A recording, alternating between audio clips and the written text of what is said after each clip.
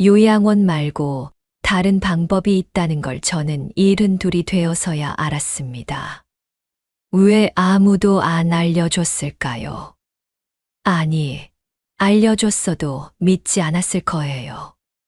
남편이 떠나고 혼자가 된 지 3년째였습니다. 집은 전세, 통장 잔고는 점점 줄어들고 있었어요. 딸아이는 조심스럽게 말했어요. 혼자 계시면 안 될 것 같다고요. 저는 그 말이 무슨 뜻인지 알았습니다. 그러다 우연히 듣게 된 이야기가 있었어요. 월세 5만 원짜리 집이 있다고요. 요양원 아니고 혼자 살 수 있는 새로운 주거지라고요. 처음엔 사기인 줄 알았습니다. 그런 게 세상에 어딨어요. 알고 보니 진짜 있었어요. 지금 그곳으로 어르신들이 몰리고 있습니다. 저도 1년 기다려서 겨우 들어갔고요. 다만 들어가기까지 쉽지 않았어요. 그리고 막상 들어가고 나서도 생각과 달랐던 것들이 있었습니다. 지금 75, 그곳에서 산 지 2년째입니다. 이게 정말 잘한 선택이었을까요? 아니면 차라리 요양원이 나았을까요? 끝까지 들어보시면 아실 거예요. 남편은 69 되던 해 겨울에 떠났습니다. 갑작스러운 일이었어요. 아침에 일어나 보니 옆자리가 차갑더라고요. 장례 치르고 49제 지내고 정신없이 시간이 흘렀습니다. 사람들이 하나둘 돌아가고 나서야 느꼈어요. 아, 이제 진짜 혼자구나. 처음 몇 달은 그래도 괜찮았습니다. 딸아이가 자주 들렀고 동네 사람들도 안부를 물었어요. 바쁘게 지내다 보면 하루가 금방 갔습니다. 그때까지만 해도 괜찮았어요. 문제는 시간이 지나면서였습니다. 딸도 자기 살림이 있으니 매일 올 수는 없었어요.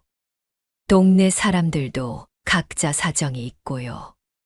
어느 순간부터 하루 종일 아무도 안 만나는 날이 생기기 시작했습니다. 제일 힘든 건 밥 먹을 때였어요. 남편 살아있을 때는 대화가 없어도 괜찮았거든요.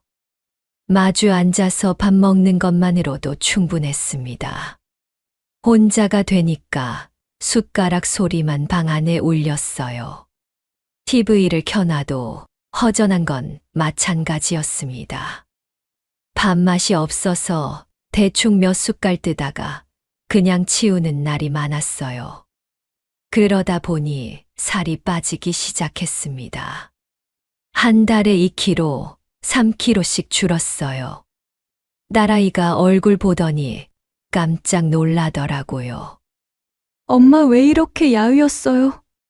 밥은 제대로 먹어요? 제대로 먹는다고 했습니다. 걱정시키기 싫었거든요. 밤은 더 무서웠어요. 불을 끄고 누우면 온갖 생각이 다 들었습니다. 지금 내가 쓰러지면 누가 알아줄까? 며칠 동안 아무도 모르면 어쩌나. 그런 뉴스 본 적 있잖아요. 혼자 사시던 어르신이 돌아가시고 며칠 뒤에 발견됐다는 거. 남 일 같지가 않더라고요. 그래서 전화기를 꼭 베개 옆에 두고 잤습니다. 뭔가 있으면 119 누르려고요. 근데 손가락 떨리면 버튼을 못 누를 것 같았어요. 그 생각하면 잠이 안 왔습니다. 새벽 서너 시에 깨면 다시 못 잤어요. 천장만 보면서 아침을 기다렸습니다. 해가 뜨면 그제야 조금 안심이 됐어요. 밤만 되면 또 무서워지고요. 그렇게 1년이 지났습니다. 혼자 사는 게 익숙해질 줄 알았는데 오히려 점점 더 힘들어졌어요. 몸도 예전 같지 않았습니다. 계단 오르내리는 게 버거워졌고, 장 보고 돌아오면 온몸이 쑤셨어요. 무거운 거 들다가 허리 삐끗한 적도 있었습니다. 그날은 진짜 무서웠어요. 혼자 꼼짝도 못하고 바닥에 누워 있었거든요. 딸한테 전화해서 겨우 병원 갔습니다. 큰 건 아니었는데 딸 표정이 심상치 않더라고요. 며칠 뒤 딸이 조심스럽게 말을 꺼냈습니다. 엄마, 이러다 큰일 나요. 혼자 계시면 안 될 것 같아요. 그 말이 무슨 뜻인지 알았습니다. 요양원. 딸은 그 단어를 입 밖에 안 냈지만 눈빛으로 느껴졌어요. 가슴이 철렁 내려앉았습니다. 나도 이제 그렇게 되는 건가? 내 발로 걸어 다니는데 벌써 요양원인가? 아무 말도 못했어요. 그냥 괜찮다고, 아직은 혼자 할 수 있다고만 했습니다. 딸이 돌아가고 나서 한참을 멍하니 앉아 있었어요.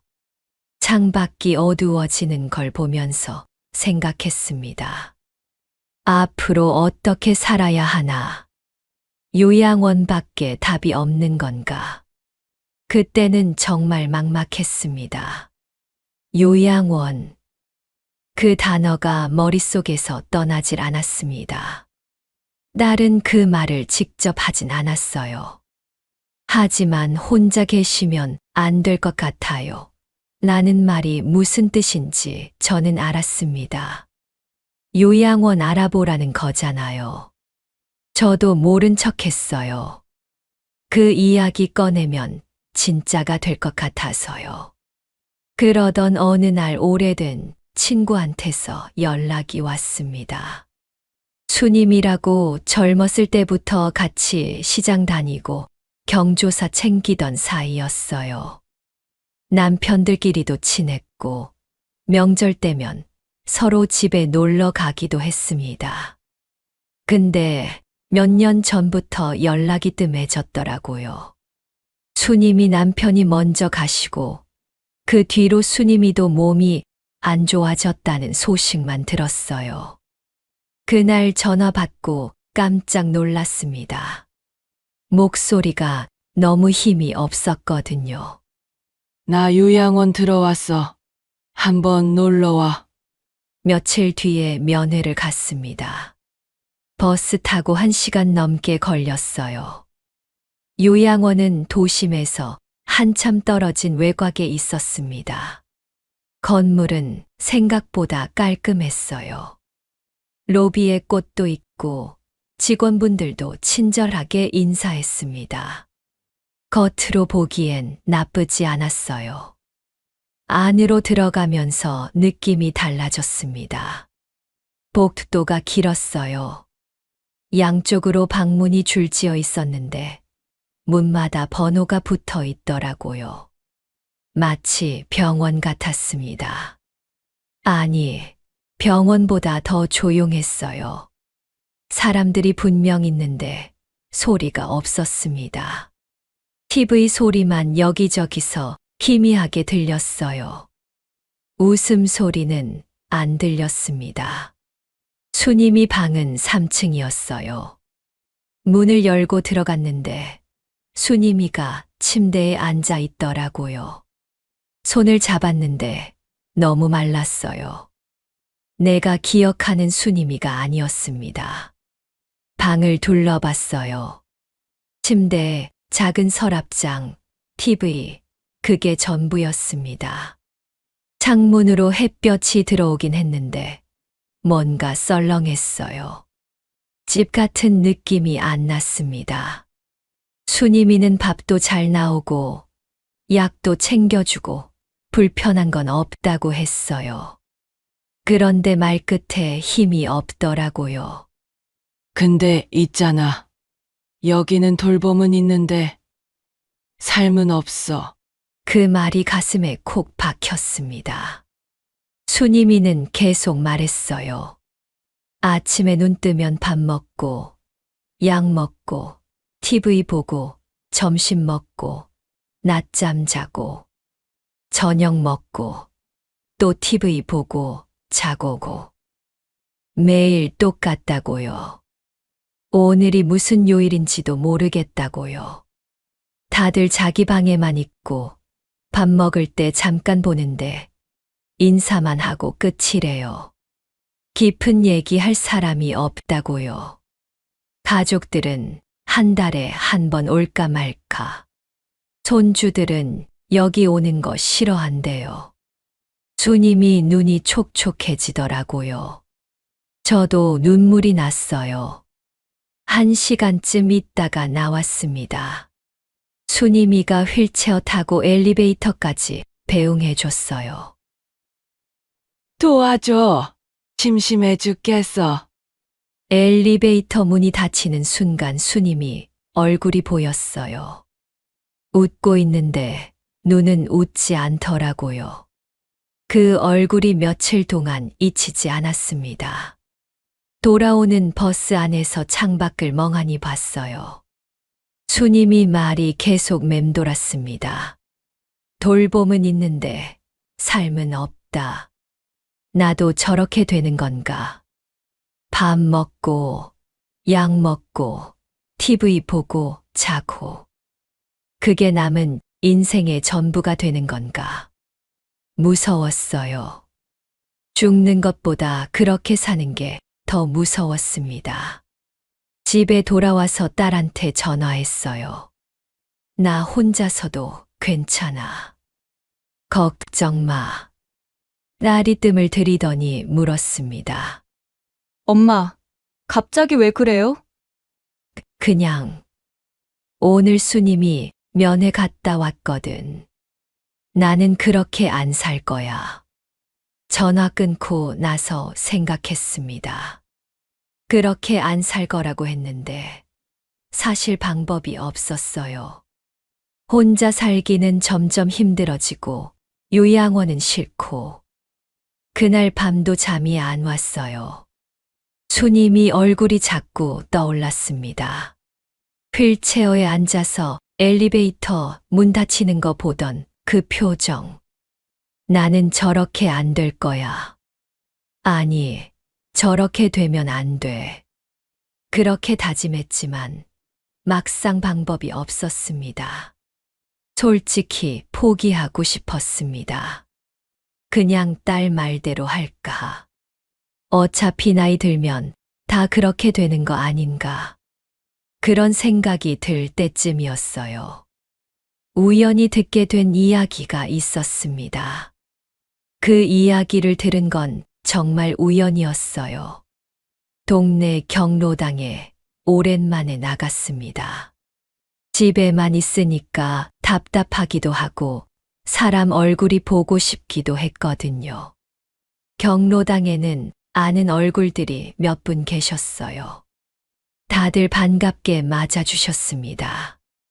오랜만이네. 어디 아팠어? 살 빠졌네. 이런저런 안부를 나눴어요. 그러다 한쪽에서 이야기 소리가 들렸습니다.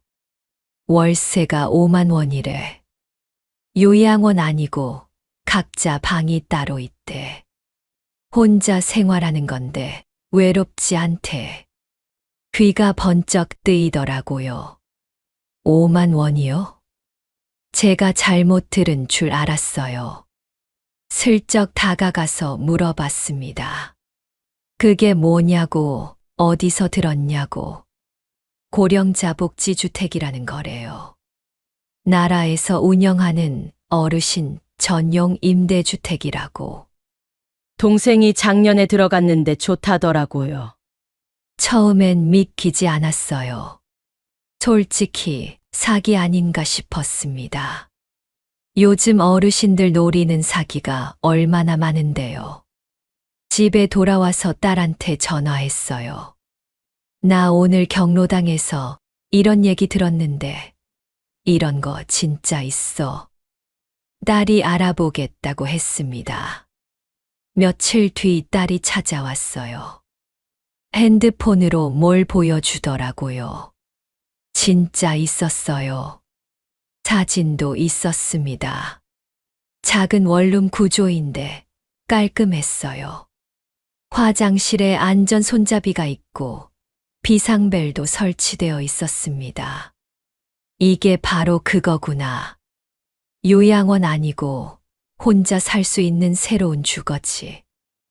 딸이 신청 조건도 알아봤대요. 나이도 되고 조건도 맞을 것 같다고. 서류 준비하면 도와주겠다고 했어요. 가슴이 두근거렸습니다. 이런 게 있었는데 왜 몰랐을까? 며칠 뒤 딸이랑 같이 주민센터 갔어요. 서류 떼고 신청서 작성하고 딸이 옆에서 도와줘서 어렵지 않았습니다.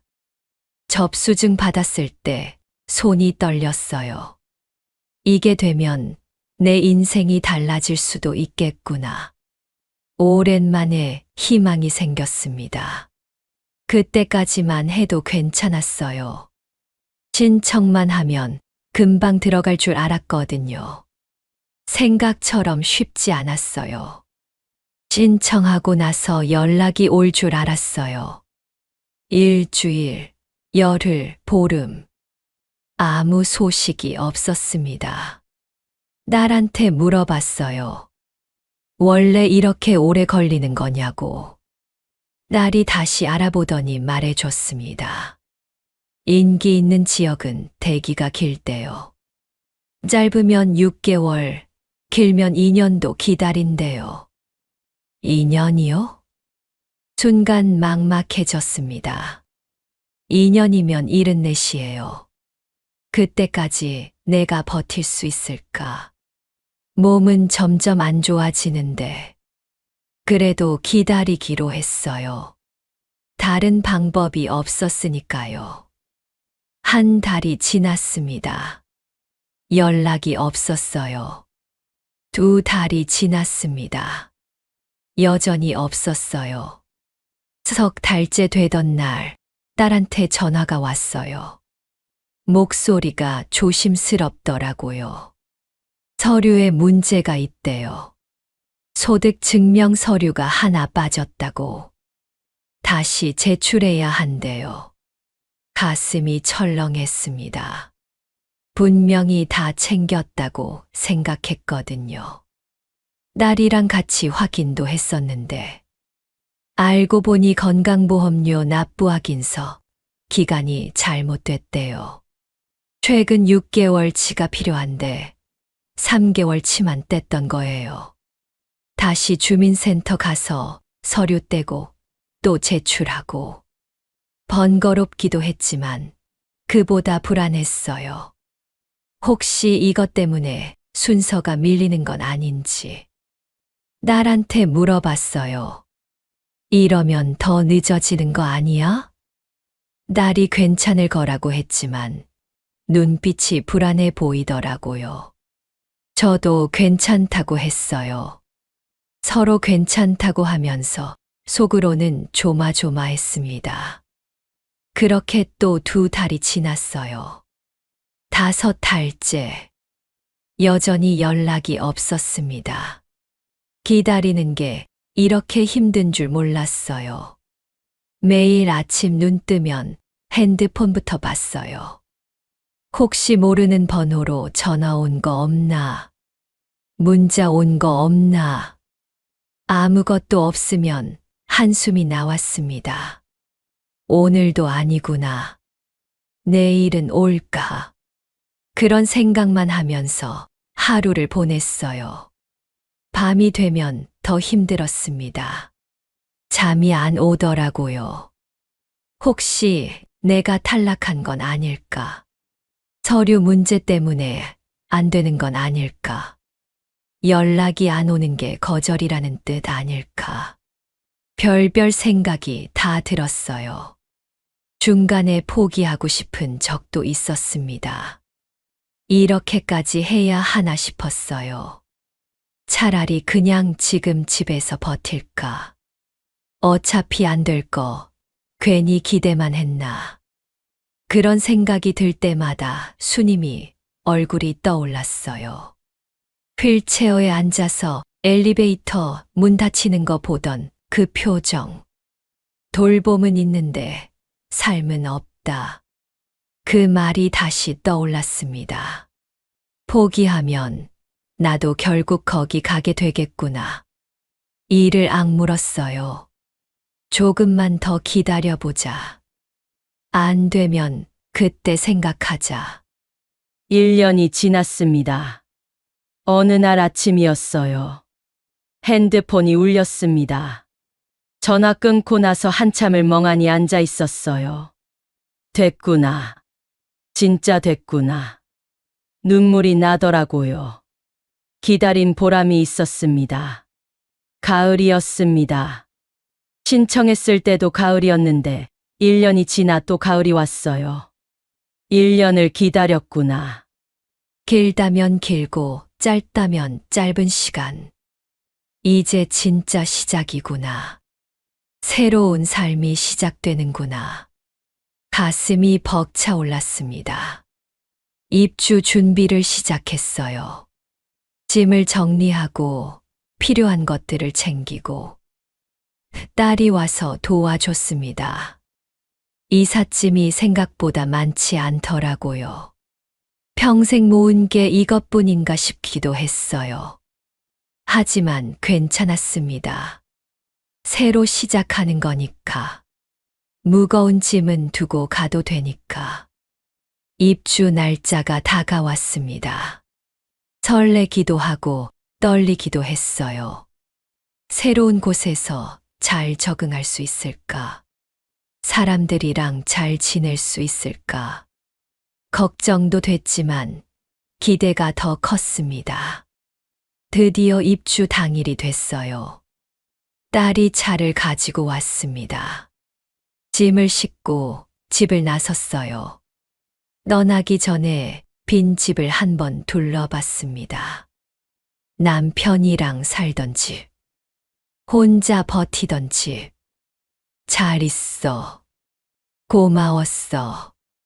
마음속으로 인사하고 문을 닫았습니다. 새로운 곳으로 향했어요. 차 안에서 창밖을 보는데 이상하게 눈물이 나더라고요. 이게 끝이 아니라 시작이라는 걸 알면서도요. 왜 그랬는지 모르겠어요. 1시간쯤 달려서 도착했습니다. 건물 앞에 섰을 때 가슴이 두근거렸어요. 드디어 왔구나. 여기가 내 새 집이구나. 입주 첫날. 딸이 짐 풀어주고 이것저것 정리해줬어요. 방은 작지만 깔끔했습니다. 화장실에 안전 손잡이도 있고 비상벨도 있었어요. 딸이 돌아갈 때쯤 됐습니다. 저녁 먹고 가라고 했어요. 근데 딸이 미안한 표정을 짓더라고요. 오늘은 가봐야 할 것 같다고. 다음에 천천히 오겠다고. 현관문이 닫히고 나서 혼자 방에 앉았어요. 갑자기 조용해지더라고요. 새 집인데 낯설었습니다. 천장도 낯설고 벽도 낯설고 냄새도 낯설었어요. 창밖을 봤습니다. 주변에 아무것도 없더라고요. 건물 몇 개, 나무 몇 그루. 도심에서 한참 떨어진 외곽이었어요. 버스 정류장까지 걸어서 15분. 병원 가려면 버스 타고 40분. 생각보다 멀었습니다. 첫날 밤 잠이 안 왔어요. 오히려 집에 있을 때보다 더 외롭더라고요. 여기 와서 뭐가 달라진 걸까? 혼자인 건 마찬가지잖아. 그런 생각이 들었습니다. 다음 날 아침 공동식당에 내려갔어요. 어르신들이 이미 앉아 계시더라고요.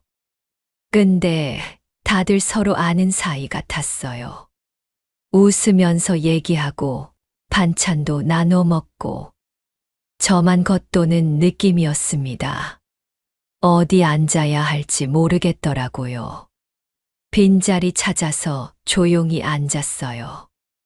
밥 먹는데 아무도 말 안 걸어줬습니다. 숟가락 소리만 들렸어요. 집에서 혼자 밥 먹을 때랑 뭐가 다르지? 사람들 사이에 있는데 더 외로웠어요. 며칠이 지나도 마찬가지였습니다. 다들 이미 그룹이 있더라고요. 새로 온 사람한테 관심이 없었어요. 아니, 관심이 없는 게 아니라 경계하는 것 같기도 했어요. 쟤는 누구야? 어디서 왔어? 그런 눈빛이 느껴졌습니다. 프로그램에도 나가봤어요. 체조 시간, 노래 교실. 근데 거기도 마찬가지였어요. 이미 친한 사람들끼리 뭉쳐 있었습니다. 저는 구석에 서서 따라만 했어요. 일주일쯤 지났을 때 딸한테 전화했어요. 명절에 와서 자고 가라고. 같이 밥도 먹고 얘기도 하고 싶었거든요. 근데 나중에 알았어요. 여기는 외부인 숙박이 안 된대요. 규칙이 그렇대요. 요즘 새로 지은 곳들은 게스트하우스가 있어서 가족이 와서 자고 갈 수 있다더라고요. 근데 제가 있는 곳은 없었어요. 딸이 명절에 왔다가 저녁 먹고 일어나면서 그러더라고요. 다음엔 우리 집에 가서 자요, 엄마. 고마운 말인 거 알아요. 근데 그 말 듣는 순간 괜히 눈물이 나더라고요. 현관문 닫히는 소리 듣는데 가슴이 먹먹했습니다. 그날 밤 혼자 누워서 생각했어요. 여기 온 게 맞는 건가? 차라리 그냥 집에 있을 걸. 후회가 밀려왔습니다. 그렇게 한 달쯤 지났을 때였어요. 여전히 어색했습니다. 식당에 가도 혼자 밥 먹는 날이 많았고, 프로그램에 나가도 구석에 서 있었어요. 그러던 어느 날이었습니다. 점심 먹고 할 일이 없어서 1층 로비에 앉아 있었어요. 멍하니 창밖을 보고 있는데 누가 옆에 앉더라고요. 같은 층에 사는 분이었어요.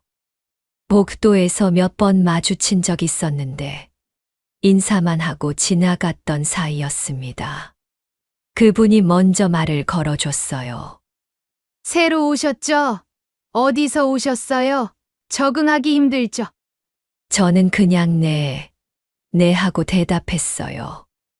근데 그분이 계속 얘기해 주더라고요. 본인도 처음 왔을 때 한 달 동안 울었대요.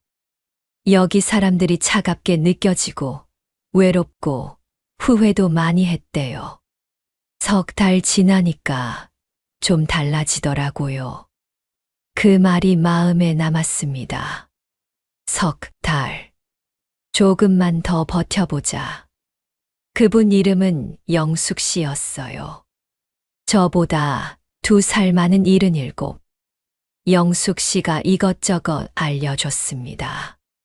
몇 시에 체조 가면 사람이 적은지, 어느 테이블에 앉으면 편한지, 누구는 말이 많으니까 조심하라고, 누구는 괜찮은 사람이라고.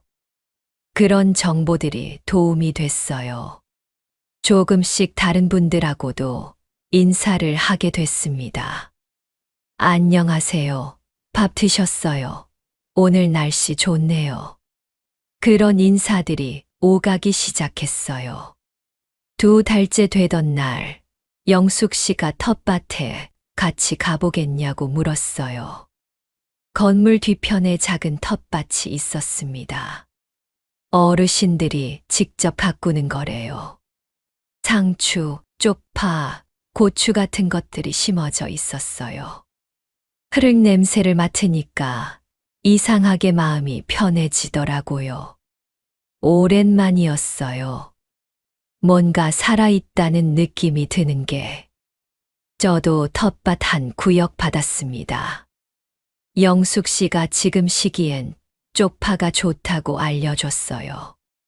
같이 묘종도 사러 가고 심는 법도 배웠습니다. 흙을 만지면서 생각했어요. 이게 나쁘지 않구나. 식당 밥도 괜찮았습니다. 한 끼에 2,000원. 혼자 해 먹는 것보다 싸고 편했어요. 처음엔 정해진 시간에 먹어야 하는 게 불편했거든요. 근데 익숙해지니까 오히려 편했습니다. 뭐 해 먹지, 이런 고민이 사라졌어요. 다만 관리비는 생각보다 많이 나왔습니다. 월세는 5만 원인데 관리비 고지서 보고 깜짝 놀랐어요. 15만 원이 넘게 나왔거든요. 월세보다 관리비가 3배나 비쌌습니다. 관리 인력 인건비가 많이 들어간다더라고요. 처음엔 속상했어요. 이럴 줄 알았으면 더 알아볼 걸. 근데 다 합쳐도 20만 원 정도였어요. 혼자 집에서 살 때 월세의 공과금에 이것저것 나가던 거 생각하면 오히려 낫습니다. 무엇보다 돈으로 바꿀 수 없는 게 있었어요. 아침에 눈 뜨면 오늘은 누구 만나지 하는 생각이 들었습니다. 혼자 집에 있을 때는 없던 감각이었어요. 석 달이 지났습니다. 영숙 씨 말이 맞았어요. 석 달 지나니까 좀 달라졌어요. 완전히 익숙해진 건 아니었습니다. 여전히 불편한 것도 있었고 서운한 것도 있었어요. 그래도 달라진 게 있었습니다. 아침에 눈 뜨는 게 덜 무서워졌어요. 넉 달째 되니까 하루가 바빠졌어요. 아침 7시 반에 체조가 있었습니다. 처음엔 귀찮아서 안 나갔는데 영숙 씨가 자꾸 가자고 해서 따라갔어요. 목 돌리기, 어깨 풀기, 다리 들어 올리기. 별거 아닌 동작들이었는데 하고 나면 몸이 가벼웠습니다. 무엇보다 좋은 건 사람들이었어요. 오늘 컨디션 어때요? 어제 잠은 잘 주무셨어요? 그런 안부 인사를 주고받으며 하루를 시작하니까 기분이 달랐습니다. 체조 끝나면 건강관리실에 갔어요. 혈압 재고, 혈당 체크하고, 간호사 선생님이 상주하고 계셔서 궁금한 것도 물어볼 수 있었습니다. 혼자 집에 있을 때는 혈압 잴 생각도 안 했거든요. 여기선 자연스럽게 건강관리를 하게 됐어요. 수요일에는 노래 교실이 있었습니다. 고향의 봄, 그리운 금강산. 어릴 때부터 부르던 노래들을 다 같이 부르면 가슴이 뜨거워졌어요. 금요일에는 영화 상영회도 했습니다. 문화실 불 끄고 벽에 영화 틀어주는 건데 어린 시절 동네 극장 생각이 났어요. 슬픈 장면에서는 훌쩍거리는 소리가 들리고 웃긴 장면에서는 다 같이 웃고 영화 끝나면 자연스럽게 감상을 나눴습니다. 옛날 생각이 많이 나네. 주인공이 우리 딸 닮았어. 그런 이야기들을 들으면서 각자의 인생을 엿볼 수 있었어요. 텃밭 일도 재미가 붙었습니다. 쪽파가 자라는 걸 보는 게 그렇게 뿌듯할 줄 몰랐어요. 영숙 씨랑 같이 수확해서 나눠 먹기도 했습니다. 내가 키운 거로 반찬에 먹으니까 맛이 다르더라고요. 5달째 되던 날 딸이 찾아왔어요. 얼굴 보더니 깜짝 놀라더라고요. 엄마, 살쪘어요. 얼굴이 밝아졌어요. 그 말 듣는데 괜히 눈물이 났어요. 딸이 저녁 먹고 가겠다고 해서 식당에 같이 갔습니다. 영숙 씨도 소개해 줬어요. 딸이 인사하면서 고맙다고 하더라고요. 엄마 잘 챙겨주셔서 감사하다고. 헤어질 때 딸이 그러더라고요. 엄마, 표정도 많이 밝아졌어요. 다행이에요. 이번엔 덜 서운했습니다. 여기도 내 집이니까요. 밤에 혼자 방에 누워서 생각했어요. 처음 왔을 때는 후회만 했거든요.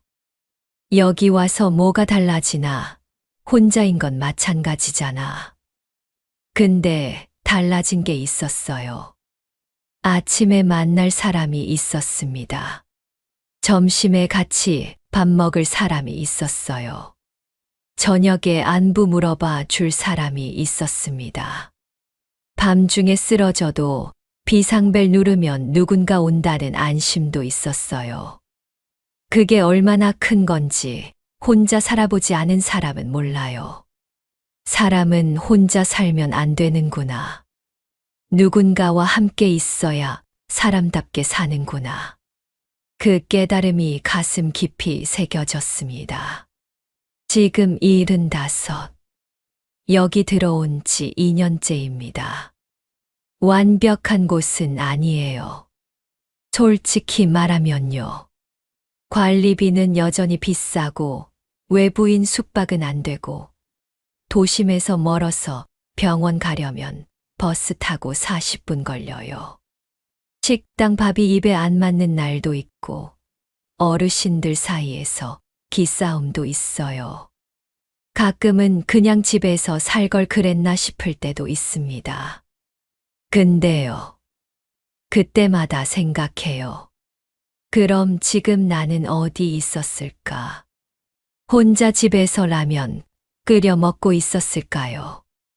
아니면 수님이처럼 요양원 침대에 누워 있었을까요? 그 생각하면 여기가 낫습니다. 며칠 전에 수님이한테 전화했어요. 요양원에 있는 그 친구요. 목소리가 더 힘이 없어졌더라고요. 요즘 밥맛도 없고 하루가 너무 길대요. 나는 어제 텃밭에서 상추 땄다. 영숙이랑 노래 교실 갔다. 그런 얘기를 했더니 수님이가 그러더라고요. 너는 잘한 거야. 거기 간 거. 그 말 듣는데 마음이 복잡했어요. 수님이도 여기 왔으면 좋았을 텐데. 진작에 알았으면 좋았을 텐데. 요양원만 답인 줄 알았거든요. 저도 그랬고 수님이도 그랬고. 근데 아니었어요. 다른 길이 있었습니다. 물론 여기도 언젠가는 떠나야 할 수도 있어요. 몸이 더 안 좋아지면 결국 요양원 가야 할 수도 있고요. 그건 저도 알아요. 근데 지금은 아니에요. 지금은 여기서 괜찮습니다. 아침에 눈 뜨면 체조 가고, 점심에 영숙 씨랑 밥 먹고, 오후에 텃밭 가고, 저녁에 프로그램 나가고. 바쁘진 않아도 할 일이 있어요. 무엇보다 사람이 있습니다. 밤에 혼자 누워도 덜 무서워요. 비상벨 누르면 누군가 온다는 걸 아니까요. 내일 아침에 만날 사람이 있다는 걸 아니까요.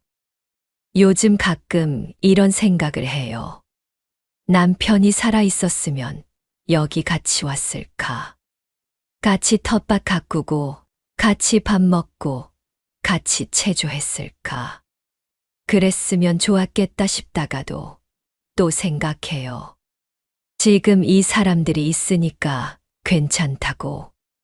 영숙 씨도 있고, 다른 어르신들도 있고, 새 식구들이 생긴 거예요. 혼자가 아니에요. 이제는요. 혹시 지금 혼자 사시는 분 계세요? 요양원 가기는 싫은데, 다른 방법을 모르겠다는 분요. 저도 그랬어요. 2년 전까지는요. 고령자 복지주택. 이런 게 있다는 거 저는 72에 우연히 알았습니다. 왜 아무도 안 알려줬을까? 진짜 억울했어요. 그래서 이 이야기 했습니다. 저처럼 모르고 지나가는 분 없으셨으면 해서요. 혹시 주변에 혼자 사시는 어르신 계시면 이 영상 보여주세요. 요양원만 답이 아니라는 거 알려주세요. 도움이 되셨다면 구독이랑 좋아요 한 번씩만 눌러주세요. 저 같은 사람 이야기 앞으로도 계속 전해드릴게요. 감사합니다. 연금 없습니다. 일도 안 합니다. 70대 부부가 어떻게 살고 있냐고요? 지금 저희 통장에는 매달 155만 원이 들어옵니다. 거기다 비상금도 매달 40만 원씩 모으고 있어요. 3년 전까지만 해도 상상도 못했습니다. 식당 접고 손에 남은 돈 5천만 원. 이거 다 떨어지면 어떡하나 그 생각뿐이었거든요. 근데 지금은 달라요. 오늘 그 방법을 다 알려드리겠습니다. 저는 올해 73입니다. 아내는 71고요. 28년 동안 백반집을 했어요. 지방 소도시 작은 골목에서 시작했습니다. 43세 시작해서 71까지 새벽 5시에 일어나서 장 보고 밑반찬 만들고요. 11시에 문 열어서 오후 3시까지 점심 장사.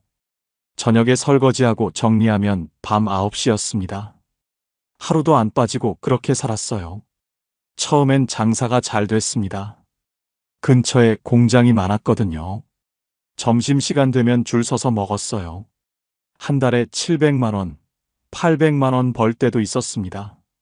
그때는 정말 열심히만 하면 되는 줄 알았어요. 근데 세월이 지나니까 달라지더라고요. 공장들이 하나둘 문 닫았습니다. 젊은 사람들은 다 떠나고요.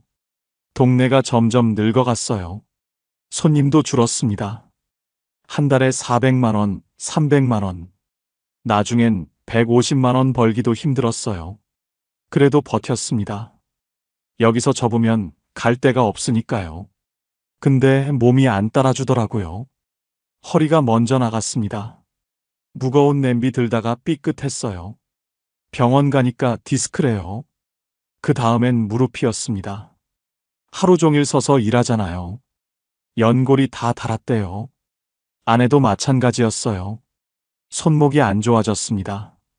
프라이팬 들기가 힘들대요. 어느 날 아내가 그러더라고요. 여보, 이제 그만하자. 우리 몸이 안 돼. 저도 알고 있었습니다. 근데 차마 먼저 말을 못 꺼냈어요. 28년이거든요. 이 가게가 제 인생 전부였습니다. 자식 냈다 여기서 키웠어요. 대학 보내고 결혼시키고 다 이 가게에서 번 돈으로 했습니다.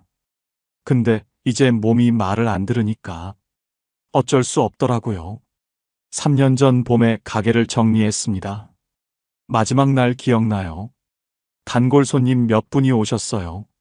사장님 정말 그만두세요? 여기 없어지면 점심 어디서 먹어요? 그 말에 눈물이 핑 돌았습니다. 근데 참았어요. 손님 앞에서 울면 안 되니까요. 문 닫고 셔터 내리는데 손이 떨렸습니다. 28년이에요. 이 자리에서 28년을 버텼는데 아내가 옆에 있었어요. 아무 말도 안 하더라고요. 저도 아무 말 못했습니다. 집에 와서 정리를 했어요. 가게 보증금 빼고요. 밀린 거 정리하고 장비 팔고 손에 남은 돈이 5천만 원이었습니다. 28년 장사했는데 5천이에요. 가슴이 먹먹했습니다. 그동안 번 돈은 다 어디 갔을까요? 자식들한테 갔습니다. 넷 다 대학 보냈어요. 결혼자금도 보태줬고요. 집 살 때도 도와줬습니다. 후회는 안 해요. 부모니까 당연히 해야 할 일이라고 생각했거든요. 근데 그러다 보니 돈이 안 모이더라고요. 벌면 버는 대로 나갔습니다. 국민연금도 제대로 못 넣었어요. 자영업자는 본인이 다 내야 하잖아요. 장사 안 될 때는 그 돈이 아까웠습니다. 이번 달만 넘기자. 다음 달에 내지 뭐. 그러다가 결국 납부 기간이 10년도 안 됐어요. 그래서 연금이 안 나옵니다. 기초연금만 받아요. 부부 합쳐서 54만 원. 이게 전부입니다. 그날 밤에 계산기를 두드렸어요. 5천만 원. 한 달에 100만 원씩 쓰면 4년 정도. 50만 원씩 아끼면 8년. 근데 54만 원 들어오고 100만 원 나가면 매달 46만 원씩 까먹는 거잖아요. 그럼 5천만 원이 9년이면 바닥이에요. 80대 초반에 돈이 떨어지는 겁니다. 그 이후는 생각하기 싫었습니다. 근데 안 할 수가 없었어요. 아내한테 말했습니다. 5천이면 얼마나 버틸 수 있을까? 아내가 한숨을 쉬더라고요. 아껴야지. 어떻게? 그날 밤 잠이 안 왔습니다. 천장만 보면서 생각했어요. 28년 일했는데, 새벽부터 밤까지 뼈 빠지게 일했는데, 손에 남은 게 5천이라니, 그리고 그 5천도 언젠간 바닥날 거라니, 막막했습니다. 앞이 안 보이더라고요. 그때는 정말 몰랐어요. 방법이 있다는 걸. 집 안 팔아도 되고, 일 안 해도 되는 방법이 있다는 걸. 가게 정리하고 첫 달이 지났습니다. 이상하더라고요. 28년 동안 새벽에 일어났거든요. 근데 이제 알람이 없어요. 눈은 떠지는데 갈 데가 없습니다. 그냥 누워있는 거예요. 아내도 마찬가지였어요. 평생 같이 가게 나갔으니까요. 이제 둘 다 할 일이 없는 겁니다. 처음 며칠은 좋았어요. 드디어 쉬는구나. 이제 좀 살겠다. 그렇게 생각했거든요. 근데 일주일 지나니까 불안해지더라고요. 돈이 나가기 시작했습니다. 관리비 10만 원, 전기세 5만 원, 가스비 8만 원, 수도세 3만 원, 통신비 7만 원. 이것만 해도 33만 원이에요. 거기다 건강보험료 나가죠. 실손보험도 내야 하죠. 보험료만 해도 35만 원 가까이 됩니다. 밥은 먹어야 하잖아요. 둘이서 아무리 아껴도 40만 원은 들어요. 다 합치면 108만 원이 넘더라고요. 기초연금이 54만 원 들어옵니다. 108만 원 나가고 54만 원 들어오면 매달 54만 원씩 까먹는 거예요. 5천만 원 있으면 오래 버틸 줄 알았습니다. 근데 계산해 보니까 8년도 안 돼요. 8년이면 저는 81하고 아내는 79이에요. 그때 돈이 바닥나면 어떡해요? 그 생각을 하니까 밤에 잠이 안 왔습니다. 아내한테는 티 안 내려고 했어요. 걱정시키기 싫었거든요. 근데 아내도 눈치를 챘나 봐요. 어느 날 저녁에 그러더라고요. 여보, 요즘 왜 그래요? 밤에 한숨만 쉬고. 아내 앞에서는 괜찮은 척 했는데 다 들렸나 봅니다. 솔직하게 말했어요. 돈 생각하면 잠이 안 온다고. 이 속도면 10년도 못 버틴다고. 아내가 한참 아무 말 없더니 그러더라고요. 우리 일 나가야 하는 거 아니에요?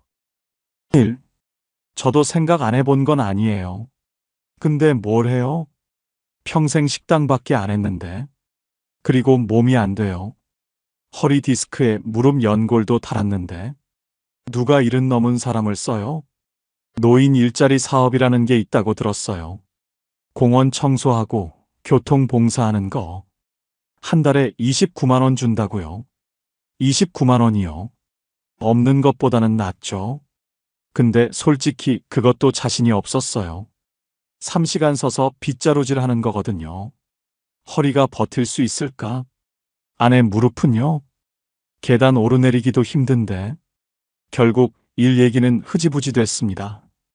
그 다음에 든 생각이 집이었어요. 우리 집은 작아거든요. 30년 전에 샀어요. 그때 대출받고 빚내서 겨우 마련한 집입니다. 작은 아파트예요. 24평짜리. 지금 시세가 2억 5천 정도 된다고 하더라고요.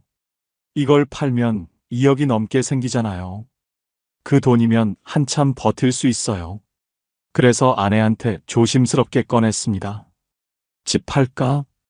작은 전세로 옮기면 돈이 좀 생기잖아. 아내가 저를 쳐다봤어요.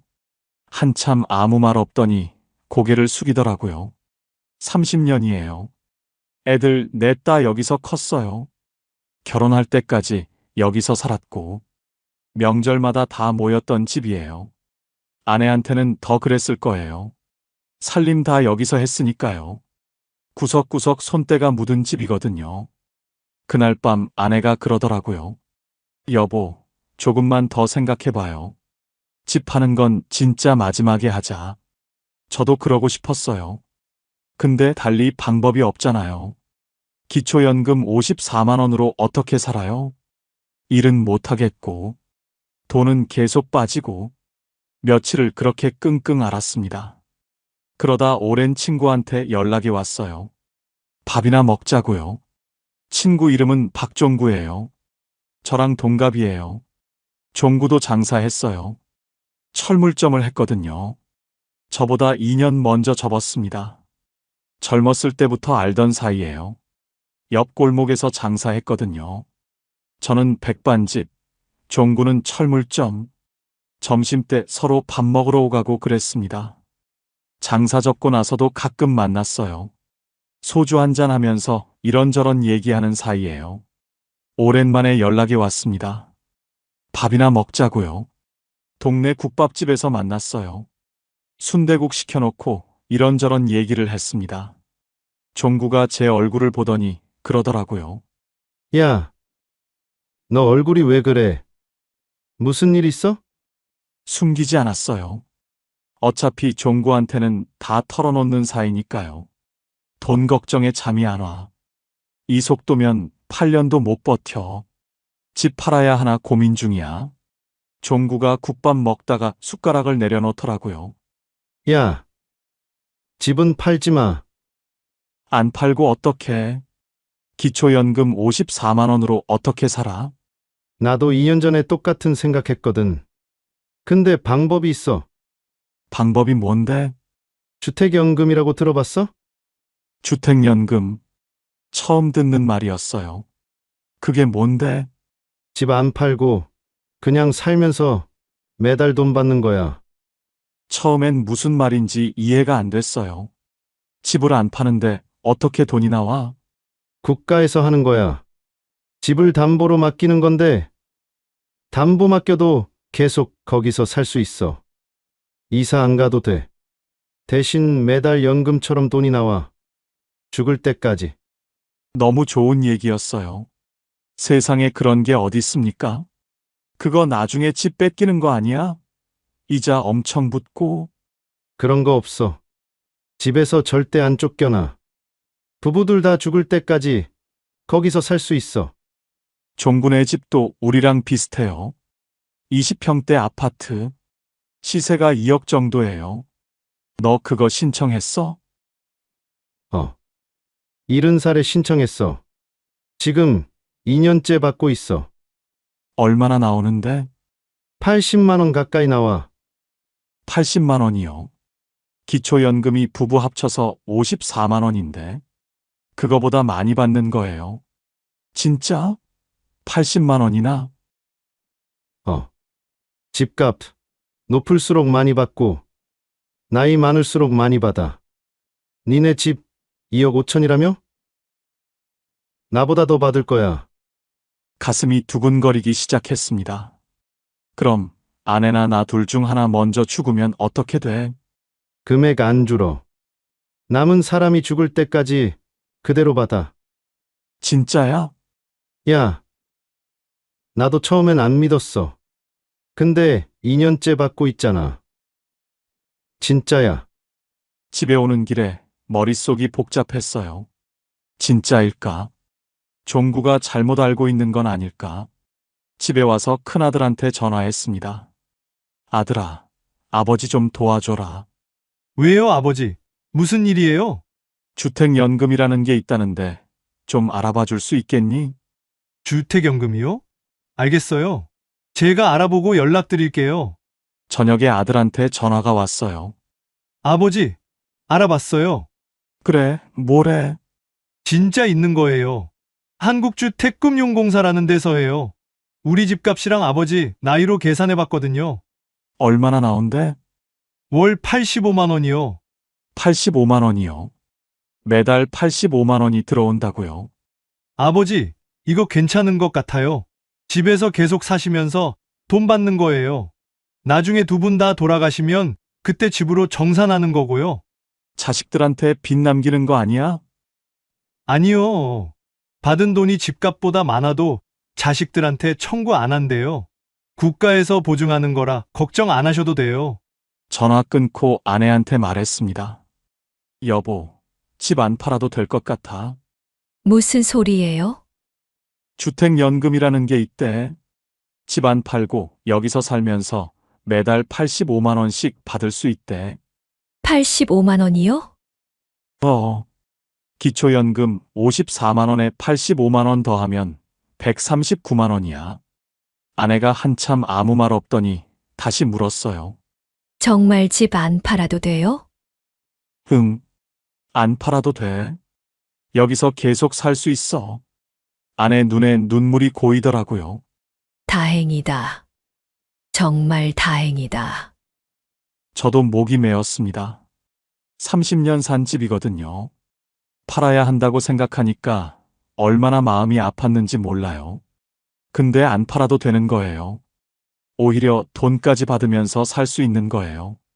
그날 밤은 오랜만에 푹 잤습니다. 주택연금 신청하러 은행에 갔습니다. 아들이 같이 가자고 했어요. 서류 챙기는 것도 복잡하고 어르신들끼리 가면 헷갈릴 수 있다고요. 고마웠습니다. 요즘 애들이 바쁜 거 아니까 미안하기도 했고요. 은행에 도착해서 번호표 뽑고 기다렸어요. 한참 있다가 상담 창구로 불렸습니다. 젊은 여자 직원이었어요. 이름표에 김지은이라고 적혀 있더라고요. 어르신, 주택연금 상담 오셨죠? 서류 확인부터 할게요. 아들이 서류 챙겨온 거 내밀었습니다. 직원이 하나하나 확인하더라고요. 네. 서류는 다 됐고요. 집값 2억 5천, 연세가 73세시니까 월 지급금은 85만 원 정도 나오세요. 아들이 알아본 거랑 똑같았어요. 진짜였습니다. 신청 서류 작성하는데 시간이 좀 걸렸어요. 이것저것 서명하고 다 끝나고 나니까 직원이 물었습니다. 어르신, 혹시 현금 여유자금 있으세요? 뜬금없는 질문이었어요. 왜 그러냐고 했더니 직원이 설명해 줬습니다. 65세 이상이시면 비과세종합저축 가입하실 수 있거든요. 혹시 알고 계세요? 비과세 종합저축. 이것도 처음 듣는 말이었어요. 그게 뭔데요? 일반 예금은 이자에서 세금 15.4% 떼잖아요. 근데 이 상품은 세금을 안 떼요. 65세 이상이시면 5천만 원까지 가입하실 수 있어요. 아들이 옆에서 귀가 번쩍 뜨이는 표정이었어요. 아버지, 이거 좋은 것 같은데요? 직원이 계속 설명했습니다. 지금 금리가 연 4% 정도 되거든요. 5천만 원 넣으시면 1년에 이자가 200만 원이에요. 일반 예금이면 여기서 세금 30만 원 넘게 떼가요. 근데 이 예금은 안 떼요. 200만 원 그대로 받으시는 거예요. 머릿속으로 계산해 봤습니다. 200만 원 나누기 12개월. 한 달에 16만 원 정도예요. 매달 16만 원씩 이자가 나온다고요? 네, 대략 그 정도요. 세금 안 떼니까 일반 예금보다 훨씬 이득이세요. 가게 정리하고 남은 5천만 원. 그냥 통장에 넣어뒀거든요. 이자 얼마 안 되겠지 하고 신경도 안 썼어요. 근데 이렇게 넣으면 달랐던 거예요. 매달 16만 원씩 따박따박 나오는 거예요. 주택연금 85만 원. 비과세 종합저축 이자 16만 원. 기초연금 54만 원. 합치면 155만 원이에요. 한 달에 155만 원이 그냥 들어오는 거예요. 일 안 해도요.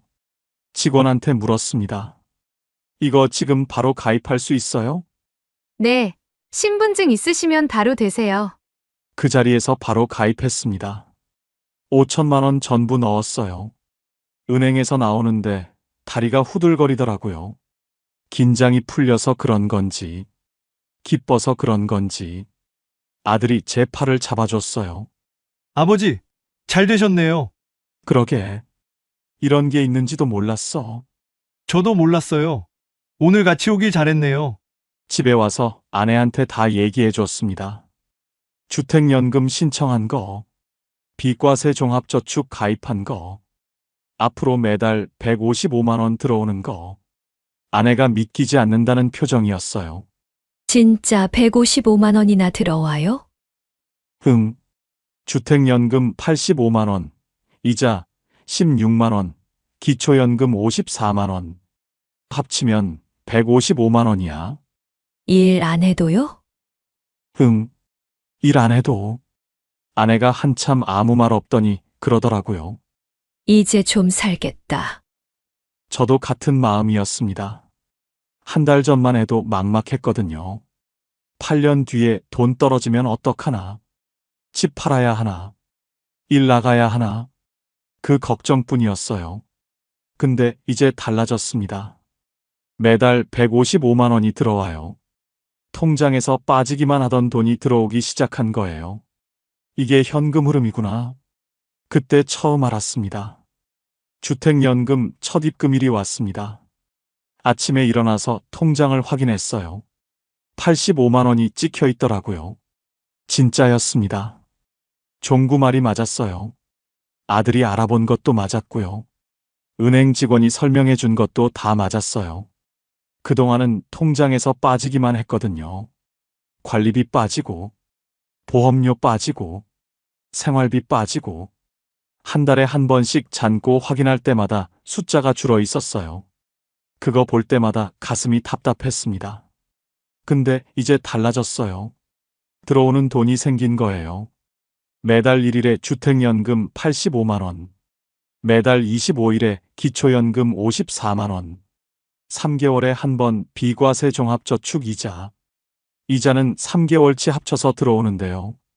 한 달로 나누면 16만 원 정도예요. 다 합치면 155만 원입니다. 155만 원이요. 일 안 하고 매달 155만 원이 들어오는 거예요. 처음에는 믿기지가 않았어요. 통장 찍힐 때마다 확인했습니다. 진짜 들어왔나? 금액이 맞나? 매번 맞더라고요. 첫 달이 지나고, 두 번째 달이 지나고, 세 번째 달이 지나니까 실감이 나기 시작했어요. 아, 이게 진짜구나. 매달 이렇게 들어오는구나. 앞으로도 계속 들어오는구나. 가게 할 때 생각이 났습니다. 그때도 매달 돈이 들어왔거든요. 손님한테 받은 돈이요. 근데 그건 일을 해야 들어오는 돈이었어요. 새벽 5시에 일어나서 장 봐야 들어오는 돈. 하루 종일 서서 일해야 들어오는 돈. 허리 아파도, 무릎 아파도 쉬지 못하고 일해야 들어오는 돈. 28년 동안 그렇게 살았어요. 하루라도 안 나가면 그날은 돈이 없었거든요. 지금은 달라요. 일 안 해도 들어와요. 집에서 쉬어도 들어와요. 아파서 누워 있어도 들어와요. 매달 1일이 되면 85만 원이 찍혀요. 제가 뭘 하든 안 하든 상관없이요. 이게 현금 흐름이구나. 그때 확실히 깨달았습니다.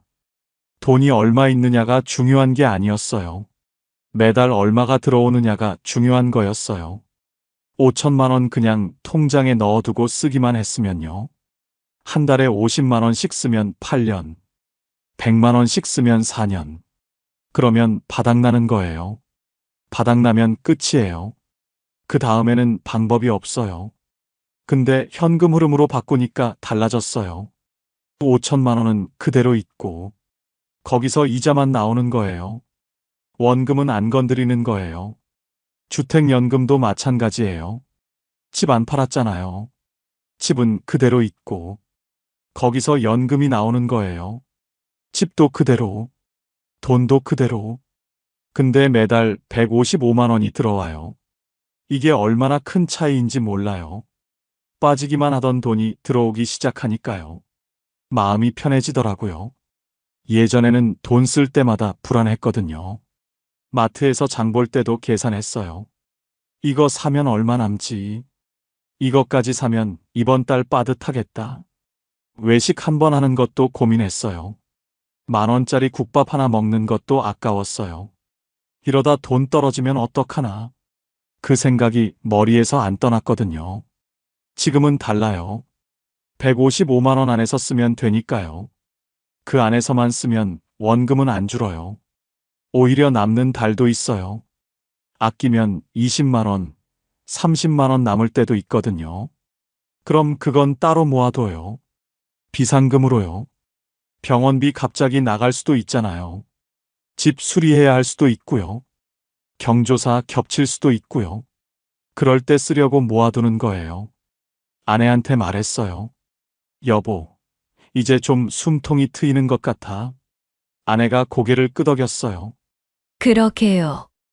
이제 통장 볼 때 무섭지 않아요. 맞는 말이었어요. 예전에는 통장 보기가 무서웠거든요.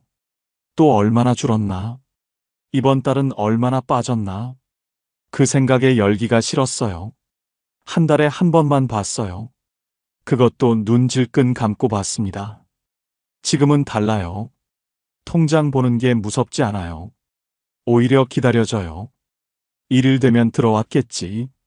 25일 되면 또 들어오겠지.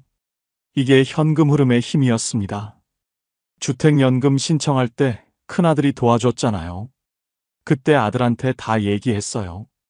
그동안 얼마나 힘들었는지, 돈 걱정에 잠이 안 왔다는 것, 집 팔아야 하나 고민했다는 것, 숨기고 싶었는데 어쩔 수 없었어요. 서류 준비하려면 통장 내역도 보여줘야 하고, 집값도 확인해야 하고, 다 까발려지더라고요. 아들이 통장 잔고 보고 한참 아무 말 없었어요. 뭔 생각을 했는지 모르겠어요. 근데 아무 말 안 하더라고요. 왜 이렇게 됐냐고 안 물었어요. 왜 미리 준비 안 했냐고 안 따졌어요. 그냥 묵묵히 도와줬어요. 서류 챙기고, 은행 같이 가고, 설명 안 되는 거 대신 물어봐주고, 고마웠습니다. 근데 한편으로는 창피했어요. 평생 가장으로 살았거든요. 애들한테 손 벌린 적 없어요. 오히려 항상 주는 쪽이었어요. 대학 등록금 대주고, 결혼자금 보태주고, 집 살 때도 보태줬어요. 그랬는데 이제 와서 이런 모습을 보여주게 됐으니까요. 자식 앞에서 얼굴을 못 들겠더라고요. 큰아들이 동생들한테 연락했나 봐요. 며칠 뒤에 둘째한테 전화가 왔어요. 그 다음날 셋째한테도 왔고요. 막내딸한테도 왔어요. 다들 같은 말을 하더라고요. 왜 말 안 했냐고. 왜 혼자 끙끙 앓았냐고. 미안하더라고요. 걱정 끼치기 싫었던 건데 결과적으로 더 속상하게 만든 거잖아요. 그러고 나서 일주일쯤 지났을 때예요. 통장에 돈이 들어와 있더라고요. 10만 원. 큰아들이 보낸 거예요. 다음 날 또 10만 원. 둘째가 보낸 거예요. 그 다음 날 또 10만 원. 셋째가 보낸 거예요. 그 다음 날 또 10만 원. 막내딸이 보낸 거예요. 4명이서 10만 원씩. 40만 원이 들어온 거예요. 큰아들한테 전화했어요. 야, 이거 뭐야? 왜 돈을 보내? 아버지, 그냥 용돈이에요. 받으세요. 됐어. 너희도 살기 바쁜데 이런 거 안 해도 돼. 아버지, 저희끼리 얘기했어요. 한 달에 10만 원씩 보내드리기로요. 많은 건 아닌데, 그래도 보탬이 되실 거예요. 받기 싫었어요. 평생 주기만 했는데. 이제 와서 자식들한테 돈을 받으려니까 자존심이 상했어요. 안 받아. 돌려보내라. 아버지, 제발요. 저희도 그동안 아버지한테 받은 게 얼마인데요. 이제 저희가 드릴게요. 아들 목소리가 떨리더라고요. 저도 목이 메었습니다. 전화 끊고 아내한테 얘기했어요. 애들이 용돈 보냈다고. 안 받겠다고 했다고. 아내가 그러더라고요. 받아요. 애들 마음인데. 자식들한테 손 벌리는 꼴이잖아. 손 벌린 게 아니라 애들이 먼저 준 거잖아요. 그게 다른 거예요. 아내 말이 맞았어요. 내가 달라고 한 게 아니에요. 애들이 먼저 보낸 거예요. 그래서 받았습니다. 근데 이 돈은 안 쓰기로 했어요. 아내랑 얘기했습니다. 155만 원으로 생활하자. 애들이 보내주는 40만 원은 손대지 말자. 비상금으로 모아두자. 아내도 동의했어요. 그래요. 나중에 급할 때 쓰는 걸로 하자. 그래서 통장을 따로 만들었어요. 비상금 통장이요. 매달 40만 원씩 거기로 들어가요. 한 번도 안 건드렸어요. 1년이면 480만 원이에요. 2년이면 거의 1000만 원이에요. 병원비 갑자기 나가도 걱정 없어요. 큰 수리비 나가도 감당할 수 있어요. 그게 있으니까 마음이 놓여요. 뭔가 있다는 게 얼마나 큰 힘인지 몰라요. 예전에는 갑자기 돈 나갈까봐 무서웠거든요. 병원비 나가면 어떡하나? 보일러 고장나면 어떡하나? 그 걱정이 항상 있었어요. 지금은 달라요. 비상금이 있으니까요. 급한 일 생겨도 거기서 쓰면 되니까요. 애들한테 고마워요. 형편이 넉넉하지 않은 거 아는데. 그래도 매달 10만 원씩 보내주니까요. 큰아들은 애들 학원비 내랴, 대출 갚으랴 바쁘고요. 둘째는 사업이 쉽지 않고, 셋째도 맞벌이 하면서 애 키우느라 힘들고, 막내딸은 시댁 살림하면서 살고 있어요. 다들 여유 있는 형편이 아니거든요. 그런데도 10만 원씩 보내주는 거예요. 가끔 생각해요. 그동안 애들한테 해준 게 있으니까 이런 거겠지. 대학 보내고 결혼시키고 보태준 게 있으니까. 그때는 남는 게 없다고 생각했거든요. 다 애들한테 줘버려서 정작 내 노후는 준비 못했다고. 근데 지금 보니까요. 그게 남는 거였어요. 애들한테 준 게 돌아오는 거였어요. 물론 모든 집이 다 그런 건 아닐 거예요. 저희는 운이 좋은 편이에요. 155만 원이 매달 들어옵니다. 근데 155만 원 다 쓰면 남는 게 없잖아요. 아내랑 얘기했어요. 여보, 우리 130만 원 안에서 살아보자. 그럼 25만 원이 남잖아. 그럴 수 있을까요? 해보자. 애들 용돈 40만 원에 25만 원 더하면 65만 원이야. 1년이면 780만 원 모이는 거야. 아내가 고개를 끄덕였습니다. 그때부터 지출을 다시 정리했어요. 고정비부터 봤습니다. 관리비 10만 원, 전기세 5만 원, 가스비 8만 원, 수도세 3만 원, 통신비 7만 원, 보험료 35만 원. 이것만 해도 68만 원이에요. 이건 줄일 수가 없습니다. 나가야 하는 돈이니까요. 130만 원에서 68만 원 빼면 62만 원 남잖아요. 이걸로 먹고 생활해야 하는 거예요. 식비를 제일 신경 썼습니다. 예전에는 먹고 싶은 거 샀거든요. 고기 먹고 싶으면 고기 사고, 과일 먹고 싶으면 과일 사고. 지금은 달라요. 장 보기 전에 뭐 살지 미리 정합니다. 메모해서 가요. 그거만 사고 와요. 할인하는 것 위주로 삽니다. 마트 전단지 보고 뭐가 싸게 나왔나 확인하거든요. 유통기한 임박 상품도 잘 사요. 어차피 바로 먹을 거니까요. 그래도 고기는 일주일에 한두 번은 먹습니다. 뒷다리살이 세일하면 세근에 10,000원이거든요. 그걸로 제육볶음 해 먹으면 맛있어요. 과일은 제철 과일만 삽니다. 제철 아닌 건 비싸거든요. 겨울에 수박 안 사고, 여름에 귤 안 사고, 이렇게 하니까 식비가 40만 원 정도 나오더라고요. 둘이서 40만 원이면 빠듯하긴 합니다. 근데 못 먹고 사는 건 아니에요. 그냥 아껴서 먹는 거예요. 생필품 사는데 한 달에 5만 원 정도 씁니다. 세제, 휴지, 치약, 샴푸. 대용량으로 사면 더 싸거든요. 하나 사면 하나 더 주는 거 할 때 사두고요. 병원비가 한 달에 7만 원에서 8만 원 나갑니다. 저는 혈압약 타러 가고, 아내는 무릎 때문에 가고, 이건 어쩔 수 없어요. 경조사비는 예전보다 줄였습니다. 10만 원 내던 거 5만 원 내고, 안 가도 되는 건 안 가고, 평균 내면 한 달에 5만 원 정도예요. 교통비는 아끼려고 합니다. 가까운 데는 걸어 다녀요. 병원 갈 때만 타거든요. 한 달에 3만 원 정도 잡아요. 다 합치면 129만 원이에요. 130만 원 안에 딱 들어옵니다. 석 달쯤 지났을 때 아내가 그러더라고요. 여보, 이거 진짜 되네. 처음엔 못할 줄 알았는데 그러게. 나도 몰랐어. 매달 남는 거 보니까 기분이 좋아요. 맞는 말이에요. 매달 25만 원씩 남잖아요. 그게 쌓이는 거 보면 뿌듯합니다. 가끔은 외식도 합니다. 한 달에 한 번 정도. 동네 국밥집이나 칼국수집. 15,000원이면 둘이 먹거든요. 친구들도 만납니다. 종구랑 가끔 소주 한잔 하고요. 아내는 아내 친구들이랑 시장 구경도 가고요. 완전히 끊으면 안 돼요. 그러면 삶이 너무 팍팍해지거든요. 적당히 쓰면서 적당히 모으는 겁니다. 130만 원으로 사는 게 부자는 아니에요. 넉넉하지도 않아요. 근데 부족하지도 않습니다.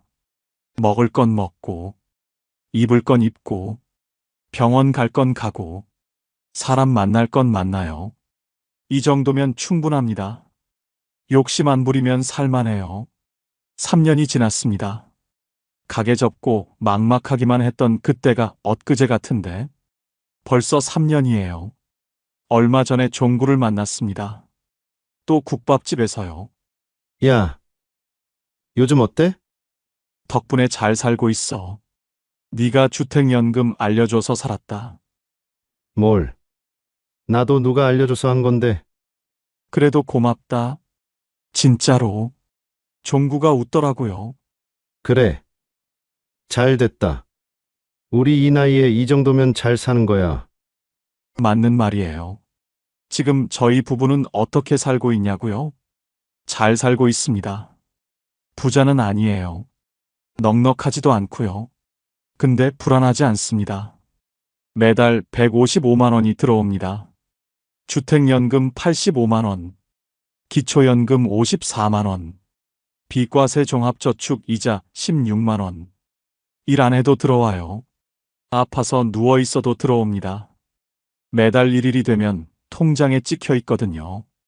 거기다 자식들이 보내주는 40만 원. 이건 한 번도 안 썼습니다. 비상금 통장에 그대로 모아뒀어요. 3년이면 얼마일까요? 40만 원 곱하기 36개월. 1,440만 원이에요. 거기다 생활비 아껴서 모은 것까지 합치면요. 비상금이 2천만 원 가까이 됐습니다. 병원비 갑자기 나가도 걱정 없어요. 보일러 고장 나도 고칠 수 있습니다. 뭔가 있으니까 마음이 편하더라고요. 3년 전에 5천만 원 들고 막막해 하던 때 생각납니다. 그때 그냥 쓰기만 했으면 어떻게 됐을까요? 지금쯤 통장에 2천만 원도 안 남았을 거예요. 1년만 더 지나면 바닥이에요. 집 팔았으면 어떻게 됐을까요? 30년 산 집 팔고 작은 전세로 갔겠죠. 그것도 결국 바닥납니다. 언젠가는 끝이거든요. 저는 다른 길을 선택했습니다. 집 안 팔았어요. 주택연금 신청했습니다. 매달 85만 원씩 들어와요. 죽을 때까지요. 5천만 원 그냥 안 썼습니다. 비과세 종합저축에 넣었어요. 매달 16만 원씩 이자가 나옵니다. 원금은 그대로 있거든요. 이게 현금 흐름이에요. 돈이 얼마 있느냐가 중요한 게 아닙니다. 매달 얼마가 들어오느냐가 중요한 거예요. 1억 있어도 쓰기만 하면 바닥나요. 근데 매달 들어오는 돈이 있으면 안 바닥납니다. 원금은 그대로 두고 들어오는 것만 쓰면 되니까요. 저처럼 연금 없는 분들 많잖아요. 자영업 하느라 국민연금 못 넣은 분들, 기초연금밖에 없는 분들, 그런 분들한테 말씀드리고 싶습니다. 집 있으면 주택연금 알아보세요. 집 안 팔고 매달 돈 받을 수 있어요. 죽을 때까지 그 집에서 살 수 있습니다. 현금 있으면 비과세 종합저축 알아보세요. 65세 이상이면 5천만 원까지 세금 안 떼거든요. 이자가 고스란히 내 돈이에요. 저도 3년 전까지는 몰랐습니다. 친구한테 우연히 듣고 알았어요. 왜 이런 걸 아무도 안 알려줬을까? 그때 정말 억울했습니다. 그래서 이 얘기를 하는 거예요. 저처럼 모르는 분들이 있을까 봐요. 방법이 있습니다. 집 안 팔아도 돼요. 일 안 해도 됩니다. 현금 흐름을 만드세요. 매달 들어오는 돈을 만드세요. 그게 답이에요. 저는 지금 행복합니다. 부자는 아니에요. 근데 불안하지 않습니다. 매달 돈이 들어오니까요. 비상금도 있으니까요. 30년 산 집에서 계속 살 수 있으니까요. 이 정도면 충분해요. 오늘 이야기가 도움이 되셨으면 좋겠습니다. 비슷한 상황에 계신 분들께 이 영상 공유해 주셔도 좋고요. 구독하시면 다음 이야기도 받아보실 수 있어요. 봄날 이야기였습니다.